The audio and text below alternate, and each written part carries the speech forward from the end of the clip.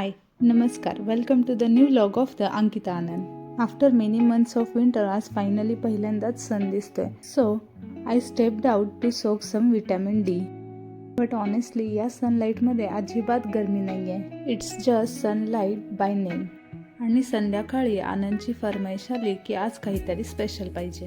म्हणून मी ठरवलं की ऑन दिस रिक्वेस्ट आज चायनीज भेळ बनवायची. सगळ्यात आधी व्हेजिटेबल्स चॉप करून घेतले. मी इथे tomato, carrot, capsicum, onion, cucumber या व्हेजीज घेतल्या आहेत. त्यानंतर नूडल्स शिजवून त्यातून एक्स्ट्रा पाणी ड्रेन करून घेतले आणि त्याच्यानंतर ऑइल आणि कॉर्नफ्लॉवर याचं कोटिंग करून घेतलं. मग लगेच नूडल्स लाल होईपर्यंत छान तेलामध्ये फ्राय करून घेतले. नूडल्स डीप फ्राय करून घेतल्यामुळे चायनीज भेळला चांगला क्रंच येतो. Now let's add and mix all the sauces for that perfect flavour. Let's add soya sauce, tomato ketchup, schezwan chutney and chilli sauce.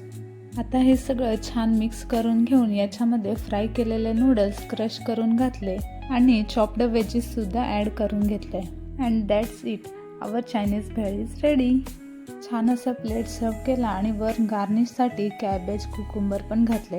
तोपर्यंत आनंद पण आले होते. मी लगेच त्यांना खायला दिला. तुम्हाला माझे व्हिडिओज आवडत असतील तर लाईक, शेअर, सबस्क्राईब करायला विसरू नका. भेटू पुढच्या व्हिडिओमध्ये. तोपर्यंत बाय.